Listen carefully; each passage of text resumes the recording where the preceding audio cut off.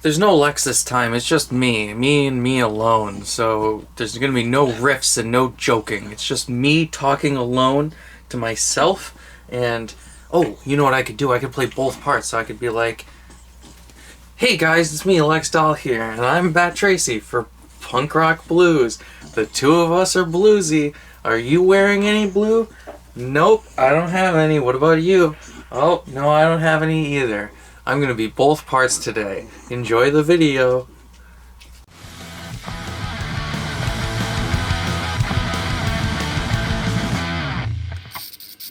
Okay, disregard what I said in the cold open because I'm not doing both parts. It would be too much work. So hello folks, I'm Bat Tracy for Punk Rock Blues. It is collection update number 110. I've been remembering the numbers lately so I don't look like a total idiot, even though I know I do sometimes. Alright, starting off with the DVDs today. A thing that I really thought was a stand-up special, and turns out it's just a CD, and the DVD isn't a stand-up special. I was really confused by this. It's Dane Cook Retaliation. I think we have all the Dane Cook things now. Maybe we don't have his first one, which I think starts with an E. I don't remember. I can't remember them all. So, yeah. I think we have all of them now, though, but Dane Cook was someone I really liked in middle school, and now when I watch him, I'm like, this guy's not funny. Next up, this was a thing I found, I believe, at Dollar Tree, or a thrift store somewhere, but I believe it was Dollar Tree, and it's Agent V, the ATA Defender Bullying Prevention Program, and it's this guy, Agent G, and he teaches kids how to not get bullied. And I watched this for 10 minutes, and it is hilarious. These are things I would never teach my kid if I had a kid to not get bullied. Like, they're the worst things. Like, in the back, like, it's like, not confident and confident. You're not going to get bullied. If you wear your backpack with one strap on and the other hanging off, you're not going to get bullied because you're confident and cool. But if you wear your backpack with two straps like a dork, you're going to get your shit kicked in because you're not confident. It's a bad lesson. Next up, a trilogy of sequels, and I didn't watch any of them because we don't own the first two, though I think I've seen at least the first one before, and the first two are known for being horrible movies. Like, I know the second one at least has a 0% Rotten Tomatoes, and the first one has like maybe a 4% or some shit. They're both real bad. I'll put a fun fact down here for the Rotten Tomatoes score, because I know they're all just horribly received.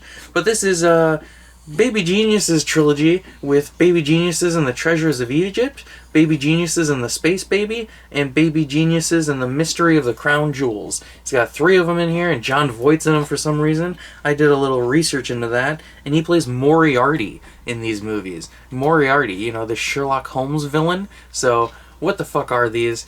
Who knows? Jon Voight, the guy used to have a pretty good career, and then he became a Republican prick, and no one wants to work with him anymore, so kudos on that. Next up, a documentary I found, and this really only pertains to me because I'm from Wisconsin, here in the United States, and one thing Wisconsin's known for, outside of beer and cheese, is the Wisconsin Badgers. You know, the best damn hockey team in the fucking college state. I don't know. But yeah, the Bucky Badgers. Bucky Badger. It's the mascot for Wisconsin, and so this is a documentary called Being Bucky, and it's about like 7 guys that wear the head, and they're Bucky on different nights of the week and stuff, and yeah, it was actually pretty interesting. I watched like maybe a half an hour of it. I don't care about sports or Wisconsin in any fucking way, but it was interesting, and it's something cool to own from Wisconsin. Next up,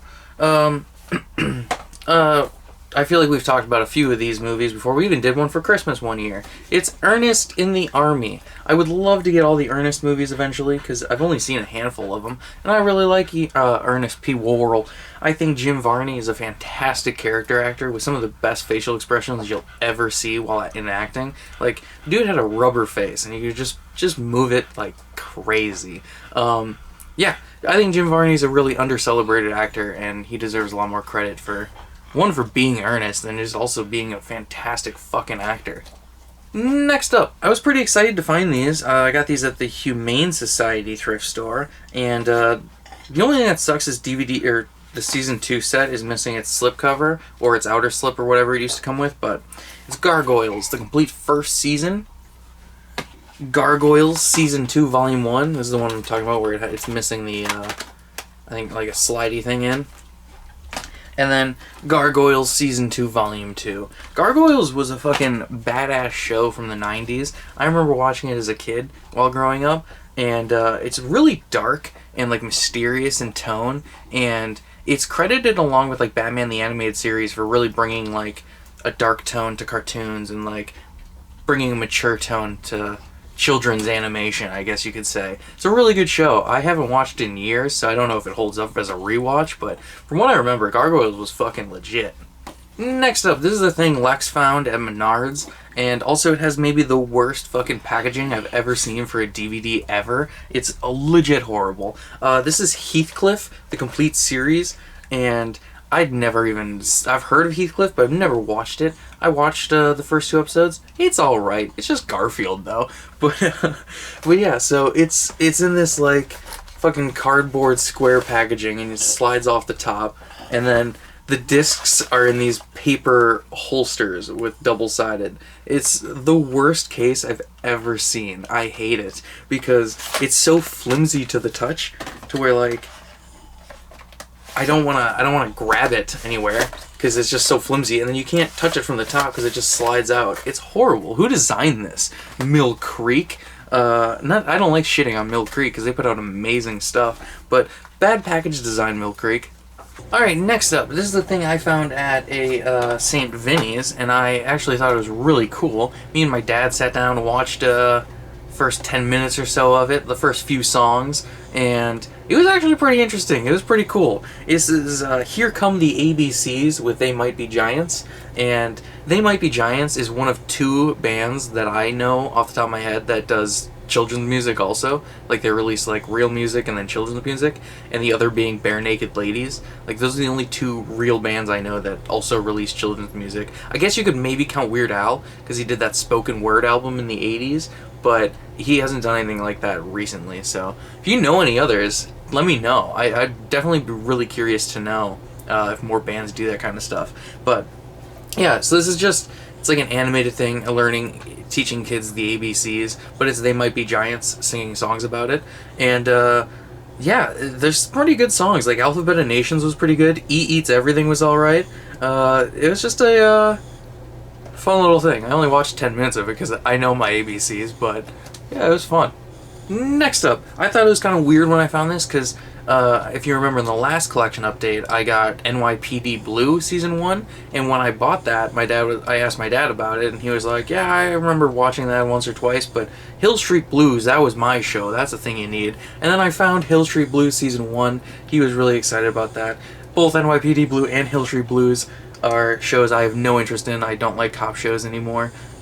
Just have zero interest for me, so I'll never watch them, but it was pretty weird finding it, just because me and him had talked about it like a week beforehand. Also, I just noticed Hill Street Blues has this guy from Die Hard 2. That's cool. Next up, 2 music DVDs, and a band I'm not a big fan of. Like, I know of this band, but I've just never been that big into their music. It's New Found Glory. The Story So Far, which I believe is a documentary about the band.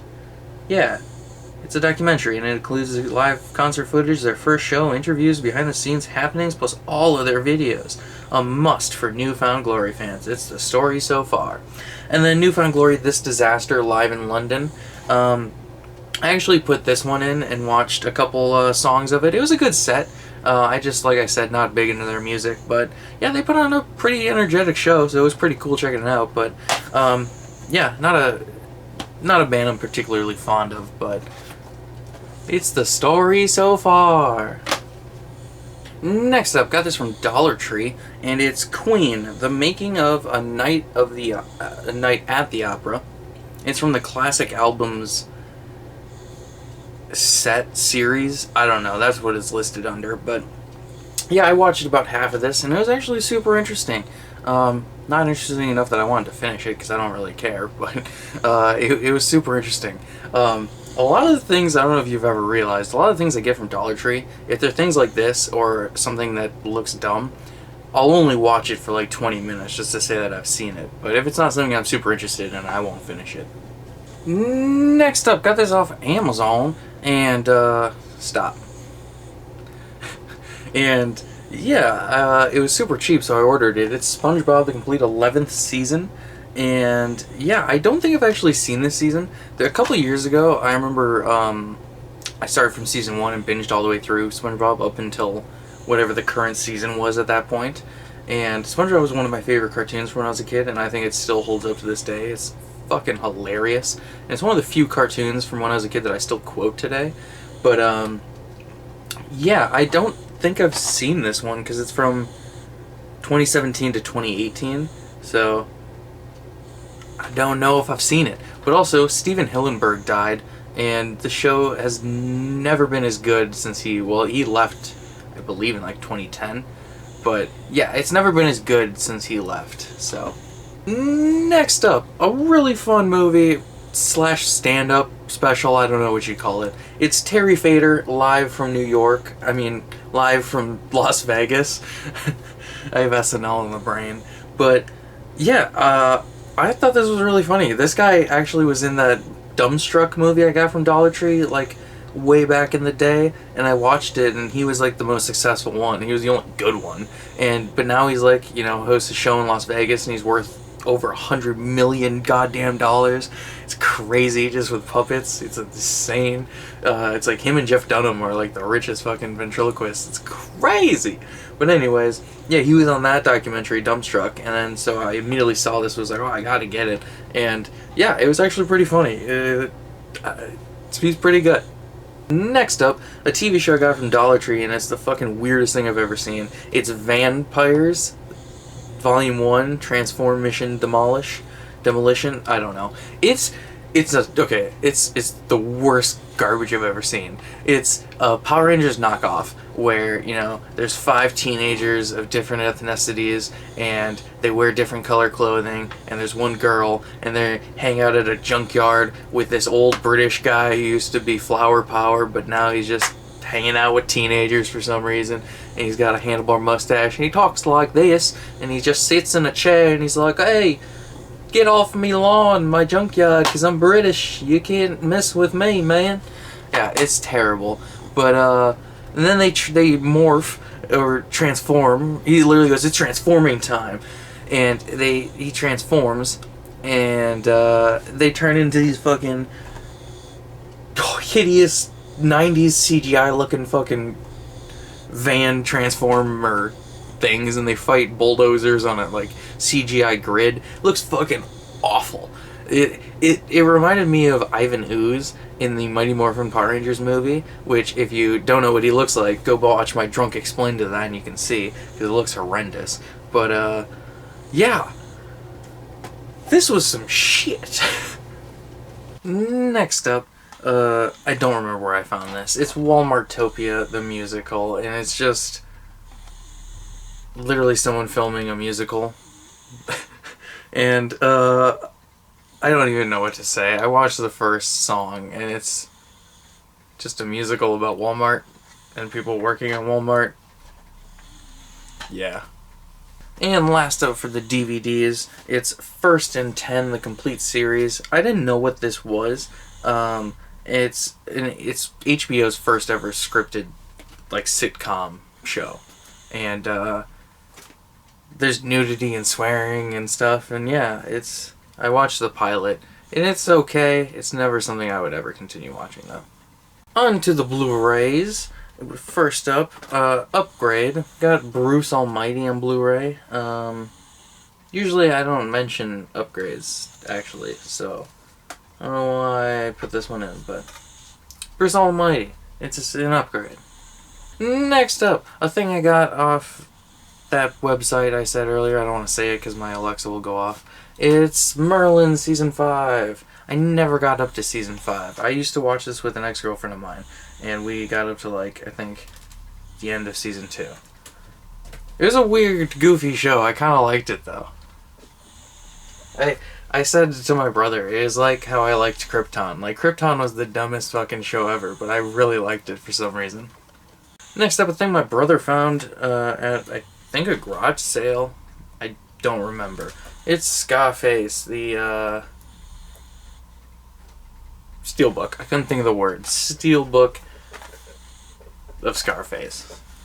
Next up, from Dollar Tree, it's The Secret... What is this called? Oh, The Secret of Nim... I don't know how you say it. Is it Nim? I don't know. It's all capitals. The Secret of Nim? Anyway, it's a Don Bluth production. I've seen most of the Don Bluth things now. I think I haven't seen Rock-a-Doodle yet. I don't know them all off the top of my head, but I think I've seen most of them. And this one was okay. Not my favorite. Next up, a recent release from Disney, because they just took over Fox a couple years ago. It's 20th Century Studios now. It's so dumb. Anyway, it's Speed, the 4K. And then, because I also wanted to see Speed 2 Cruise Control, I had to buy Speed and Speed 2 Cruise Control, which, can I just say, this is a fun fact. I'll just say this one. Speed and Speed 2 Cruise Control are both directed by the same guy, John DeMont. And the first one, highly acclaimed movie, had a 94% Rotten Tomatoes. I thought it was fucking fantastic. Fantastic. I would give it 5 stars. Then, Speed 2 Cruise Control has a 4% on Rotten Tomatoes, and I was like, oh my god. And I watched it, and it's terrible. It's a bad movie. I'd give it 1 star. But I had fun with both of them. Speed's a really good movie, though. I can't believe I waited this long to see it. But, yeah, just a really good movie. Kind of reminded me of a Die Hard. Also, I have the code for Speed that you can enter for. Next up, this is a movie we already own on Blu-ray, but the slipcover is one of the Academy Award nominee ones. It's Ted. The first Ted, and it was nominated for Best Original Song in 2012, which I did not know. Is it the Thunder Buddies song? Like, I can't think of any other song from this movie that would be nominated besides Thunder Buddies. But yeah, it's just, I bought it for the slipcover. And then last up, for the Blu-rays, and the 1 4K, is Tom and Jerry, the new Tom and Jerry movie with Chloe Grace Moretz, Michael Pena, Colin Jost in a movie. Rob Delaney and Ken Jeong, I think is how you say his name. I can never remember how to say it. Yeah, it's Tom and Jerry. I actually watched this when it premiered on HBO Max, and I thought it was decent. I think I'd give it 3 stars. It was pretty fun, but I didn't like the human bits. But Colin Jost was pretty good, and I was so surprised. I was like, what is Colin Jost doing in a movie? What the heck? Get back on Weekend Update, you silly goose. But, yeah, Tom and Jerry. Also, did anyone see the Weekend Update for the season finale of SNL? Oh my goodness. When him and Michael Che switched jokes, whew, they were, pretty good. Also, this was the last Blu-ray, and have the digital, you can enter for that. So you can enter for Speed, or you can enter for Tom and Jerry. Those are the 2 codes available this time. Also, my brother's camping. That's, if you're wondering, that's where he is. He went camping with his new camper. The one you saw in Dallas, Cialis. Which, episode 2 will be out soon. So, look forward to that. I gotta do the thing. This is the outro part where we do the outro. Shit, what does he say? I always zone out when he does the outro part. He goes, this is the outro, the part where we do the outro. Hit that bell and subscribe. And there's a notification bell where you can get notifications all the time. And hit the like button, not the dislike button. And anything else other YouTubers say. Who knows? I'm Bat Tracy. You can follow me on Instagram, Twitter, and Stardust at BatTracy01. I'll just scroll all the Twitter and handles all right here. Here's my brother's. Here's Punk Rock Blues. And then if you want to chuck us a buck, you can go over to patreon.com/punkrockblues and throw us $1 or $2 there. We actually have a funny Dallas Alice blooper thing we're going to release on Patreon soon, so that's all, folks and yokes. That's an egg joke for you. Bye.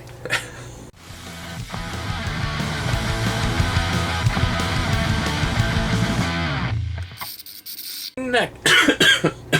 Jesus.